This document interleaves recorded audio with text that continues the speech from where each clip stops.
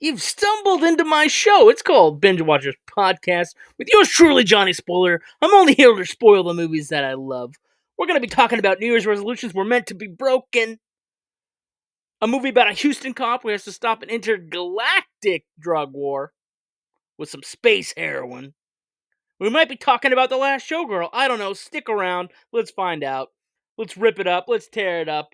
Am I talking about my New Year's resolutions being broken? Maybe. It must be the new year because bill collectors are calling me ring-a-ding-ding-ding. Have you paid your bills on time, Johnny? Shh. Was that my New Year's resolution and is that why I got broken? I don't know. This is more. Stay tuned. Let's go.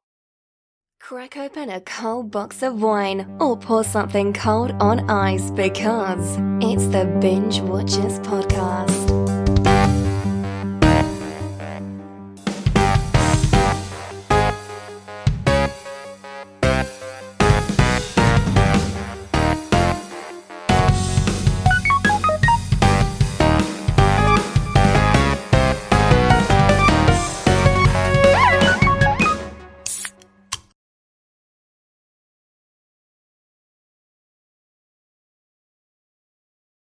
All right. New Year's resolutions that were meant to be broken. You know, the Babylonians, like 2,000 years ago, had a spring festival. That's how they tracked the new year. It was springtime, right? Spring harvest. They did it for 12 days. That's the way to real party for New Year's. Do it for 12 days, not just one night. And then break the rules of your New Year's resolutions. Talk about breaking rules. Knights were worried they were going to break the rules, so at the end of the year, they renewed their vows as a knight, doing the chivalrous thing called a peacock vow. That was in the Middle Ages. And then you're like, well, what else is going on? When did they first start talking about this resolution thing and doing your New Year's stuff? The 1800s. There was a Boston newspaper printed an article about breaking New Year's resolutions. So there you go. There's something like hundreds of years or thousands of years of history with this New Year's crap. How do others celebrate? Well, some people eat 12 grapes. I was like, if you ate 12 grapes rapidly, right? Because it's New Year, so you figure they're at a party, they're chugging wine, they're slamming grapes. You're going to end up with diarrhea. I looked that up. It's scientific. It's medical. That's what it actually says. You're going to eat a series of grapes over a short period of time. If it's too many grapes, you're going to get the diarrhea. The ball dropping this year, that was an absolute joke. That's what we do over here on this side of the pond. And the TV hosts, they were so depressing. It's like they were giving us nothing to look forward to except Greenland vacation deals, a Tim Hortons invasion, and a bit of revisionist geotagging with the Gulf of America. It's written somewhere in a government report that remote viewing Mars like a million years ago is now, we're treating it like it's science. And oh yeah, who just won bingo with the new Hollywood fires? Anybody? Anybody got I-47? Anyone? Steve? Martha? Babs? No, we're not playing corners. I mean, I break my resolve every year. You know, it's usually my resolutions on the show have to do with the show, and I'm like, I'm gonna make more shows, I'm gonna make more videos, I'm gonna put out 3 times as much content, it's gonna be bigger than ever, more and more and more and more. I'm still 3 weeks behind. Last year I was 3 weeks behind every schedule that I set for myself. I had meant to talk about this Dark Angel movie like years ago. It's got Dolph Lundgren, it's got aliens. Not just aliens, trench coat, mullet wearing aliens, which we're going to get into that pretty heavily a little bit later on and explain that coincidence. Home video headlines. What's new in the world of TVs, movies, streaming, etc., etc., etc.? Did we already mention that Hollywood's literally on fire? Demi Moore, she won a Golden Globe for a horror movie called The Substance. It's pretty great starting to see elevated horror, just horror movies in general, get recognized at them award shows. All right? I've often said, maybe you've heard it at least 3 times on this show, that horror movies, like the horror genre, HORRO, not HWRE, as a genre, is the genre that can enfold all other genres. It's dramatic, it's funny, it's scary, it's uplifting, it's downlifting, it props you up, it brings you down. What else? It has, high concept ideas, right? It can parody society. So yeah, it's like the ultimate genre because it can enfold all the other genres into it. Anyway, moving on. Shogun won for the best TV drama. Anna Sawai won for Best Dramatic Actress. She's in Shogun. Check it out. She's one of the reasons it's so great. The Shogun remake. It's on Hulu. Hiroki Shinada, my man, samurai sword wielding poet of actors from Japan. This guy, he's kind of like a modern day Toshiro Mifune, right? Is that his name, Toshiro Mifune? Hopefully, I'm not butchering that guy's name. Classic Japanese actor from Seven Samurai. But Hiroki Shinada is like a real sword master trained, and he's an actor. Hiroki's been in acting since like the 70s, so he's been around a while too. Anyway, he got an award for acting for this thing. Tadanobu Asano, another great actor from Japan who actually is like a standout in this new Shogun, won for supporting. So there you go. What are my anticipated movies for this year? Let's take a look. 28 years later, Predator Badlands, Death of a Unicorn. I've always wanted a unicorn horror movie. And here's a little trivia, FYI, actually myself, maybe this is just the ego wants to inform me of this, my ego tripping. I actually have 2 horror stories that involve unicorns myself. So it's about time unicorns on the big screen in a horror movie environment. Let's go. Trivia time, formerly called Savage Stats. What's about tonight's movie? I'm not going to let you know. Let's spoil some facts about tonight's movie. Tonight's movie has 3 titles: Dark Angel, I Come in Peace, and the original title was Lethal Contact. It's about a Houston cop that has to stop an intergalactic drug war before all the humans become space heroin. It did great on video release. It premiered at a sci-fi convention in Ohio. Dolph Lundgren is dropping better one-liners in this than other Austrian heavy accented actors of the action genre out at the time. He was doing a better job dropping these one-liners than Chris Lambert, Arnold Schwarzenegger, or Van Damme. Again, his hair is dyed black in this movie. He's a blondie, Nordic blonde Viking god of an actor or whatever, wherever he's from, Austria or something. I don't know. He's one from one of those. Anyway, I digress. Google Dolph Lundgren's history. Anyway, but he's got his hair dyed black in this, kind of like how he had it dyed in The Punisher '89. Total badass. Of course, his FBI partner double crosses him. It's a cover up involving all the space stuff. I guess during one of the action sequences, Dolph Lundgren actually knocked out a guy with a kick. That's legitimate. Confirmed. The bad alien actor, whose name is Matthew, really did all of his own stunts in the movie, including running away mid-explosion on the famous freeway scene in the movie during one of the chase scenes. There's a famous screenwriter involved, David Cope. He did a rewrite of the script. You might know him from having written movies like Jurassic Park, Toy Soldiers, Death Becomes Her, and much more. Look that guy up if you get a chance. They did try several attempts to make a sequel. I didn't know that.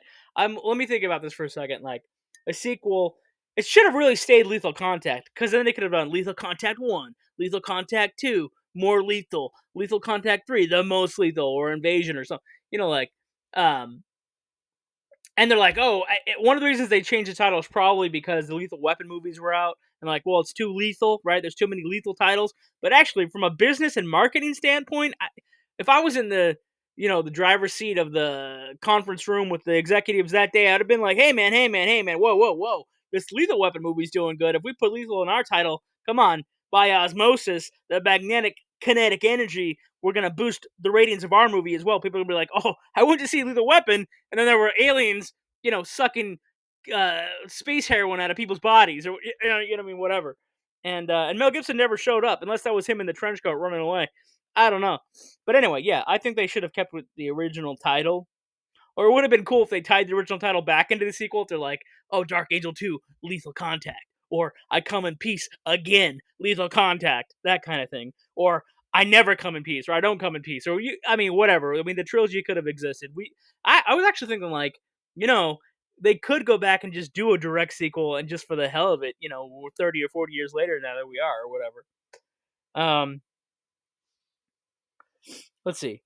Oh, we'll be right back after these messages. Let's see what we got here. Tom Hardy returns in Venom: The Last Dance, the final movie of the epic trilogy, hailed by critics as wildly an exhilarating ride. and a spectacular showdown you don't want to miss. Watch Venom: The Last Dance, available to buy or rent on digital now, rated PG-13. Hey, are you ready for postseason? Stream the NFL playoffs on CBS Live on Paramount Plus and watch as the league's top players and coaches cement their legacy. In these pivotal games, every snap matters, so don't miss a moment. Catch epic matchups all the way through the AFC Championship. You can get the Paramount Plus link in our show notes. It's on our website. It's everywhere all my content is. Grab the link, sign up for 7 free days of Paramount Plus, and watch the NFL playoffs from CBS. All right, now back to our show, already in progress with our favorite bits. From Dark Angel, aka I Come in Peace. It's an alien movie. Well, not aliens from the Alien series. You know what I'm talking about. Outer space. If you've been following along for 10 minutes, what's going on? Alright, I like the killer discs. The weapons shoot out compact discs, but they can kill you. CDs flying through the air. Although I do gotta mention that I think Hellraiser 3 did the killer disc a little bit better than this movie. But it's an interesting concept. You know, killer discs, they're like round projectiles. All the guns fire projectiles. Anyway.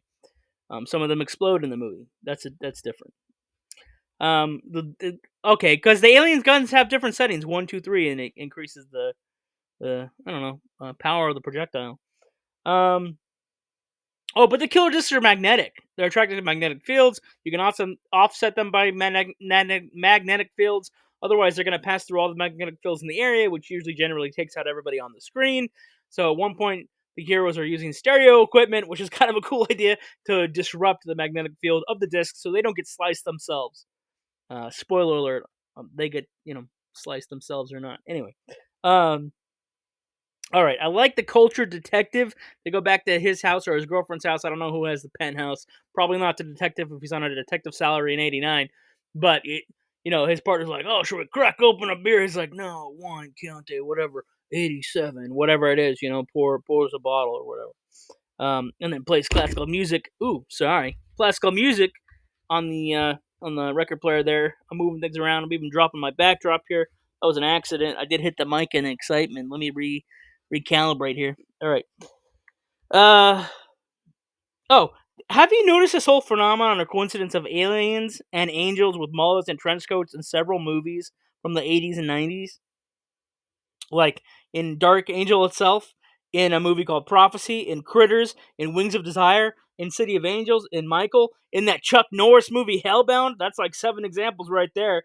Spoiler alert, the aliens can be identified by their mullets and trench coats. There's no little green men here. Look out for the mullets and the trench coats, okay? They're the ones trying to suck us into space drugs and snort us, okay? Actually, no, it's intravenous. That's the other thing I wanted to mention. They have some high-tech intravenous device on their arms that they shoot a chemical into us. They harvest the heroin out of our brains, and then it comes back out as space heroin, goes back into their gun, and that's what they get high on. It's also really funny, the idea that, like, aliens have this advanced technology, they come to Earth, they're really not here to keep the peace, and they're actually just jonesing for their own space drugs. Like, that's where we've evolved. Our drugs just get better. Like, we still have drugs and problems in outer space, the same as we have on planet Earth, which is funny because everybody's talking about aliens right now. So, yeah, what if they were drug addicts and they were just getting super high off space heroin? Anyway, like, we've advanced so far. We're a million. We got UFOs, we got flying saucers, we got interdimensional space travel, high-tech spaceships. We're light years ahead of you, and we like to get high. Like, basically, you know what I'm saying? Like, here we go. That's the joke anyway. All right. Fan service. What are the fans up to? Are they chiming in? I came across, there's like a small cluster of fans from Norway or like a Viking place or Canada. Anyway, some Scandinavian connection because they keep saying Ufta or Oje to the reactions on YouTube. If you do YouTube Translate, it just simply is the word O, and O is either a pleasant surprise, could be a negative surprise, but I'm hoping they're tuning in because they like some of the content. They're just like, oh, this is exciting stuff. Or they could be reacting to the cringe, and that's fine because I do cringe stuff too, knowing what it is. It's kind of like, Andy Kaufman's like, you don't ever abandon the bit. So Johnny Spoiler doesn't ever spoil the bits that he's abandoning. You know what I'm saying? I don't do that. I roll with the bit. So you never know. So it's like, yeah, so if they have a cringe reaction, it's all about the reaction. So good or bad, as long as they're having something to say, it means they're paying attention. Staff picks. If I watched anything else I want to recommend, if you're not interested in Dolph Lundgren fighting space aliens, trying to turn them into space drugs in Dark Angel, what can I recommend? Have you seen The Last Showgirl? Binge now. Oh, by the way, I think I skipped the rating for Dark Angel. That's also a binge now. Well, actually, no. Let me see what I got here. It's a binge now if you're a sci-fi or B movie watcher. It's a binge later for trench coat and mullet lovers. Because I've seen better trench coats and better mullets than this movie. Anyway, comparatively. But, alright, now moving on accordingly and appropriately to the staff picks. As I was saying, I asked you if you'd seen The Last Showgirl, and that's a binge now. Pamela Anderson and Dave Bautista try their best to deliver some elevated performances. Personally, I'm riveted by Dave Bautista's hairline in this movie. Seems like Karen and Shipka signed on to act with some legend. Is that disappointment on her face? I don't know if that's a characterization or actual disappointment. Hard to tell. They say don't meet your legends. They're never legendary. Jamie Lee Curtis, she seems to be train wrecking everything she does now. If you wonder what happened to her escort character from that movie Trading Places, her dancer slash cocktail waitress in this movie is kind of like a spiritual ending to her character in Trading Places. But don't expect actual nudity from Pamela Anderson or Billy Lord, even though the plot drivers include a new dance routine. Gia Coppola is the filmmaker. I think she might be better at it than her Aunt Sophia. I think that's her aunt.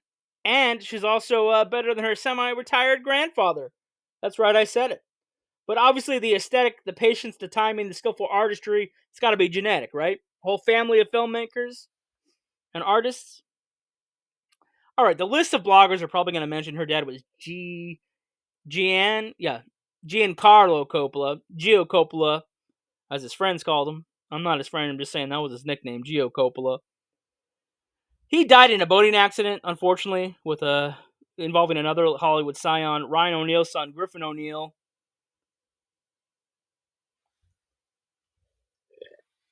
I'm writing a blog. Speaking of blogs, I'm writing a blog every day in January with throwback movies in mind. So that's the sci-fis, the horror movies, underrated stuff. Just like the stuff. Is it yogurt? Is it an alien conspiracy? Who cares? Just don't eat it. Or how about Tough Turf? James Spader. Dancing, drug wars. You can't unsee this 80s cringe fest. Or something like Night of the Comet. You got your Valley Girls plus your apocalyptic wasteland equaling pure chaos. Dead Heat, you got zombies, buddy cops, and way too many one-liners. Terror Vision, satellite TV brings up an alien monster? What could go wrong? Big question mark on that. The Gate, kids open a portal to hell in their backyard. Oops. Those are the types of lists we're throwing out. Those are the movies we love, but you might have forgotten. But secretly, we wish we could watch them again. Maybe it's time to dust off those old VHSs, huh? Oh, man. I've also been watching Tulsa. It's kind of awful. Landman is slightly better, but it's complete trash TV, but I'm soaking it up. Ali Larder's getting naked again. The year is looking good. Horror movies are winning major awards. Ali Larder is getting naked again, and I'm still here doing my best to spoil things for you. You know, a funny thing is happening while trying to plan this year's shows. I've watched, rewatched, and spoiled most of the movies that I have an interest in talking about. And each year it gets more and more exciting, trying to create a list that's both informative and entertaining. But also there's this phenomenon emerging, or a stat emerging, that only certain movies can sustain an entire discussion for an entire show. So let's go 2025. Hey, listen. You don't have to go home, but you can't stay here. I got stuff to do. I'll see you later.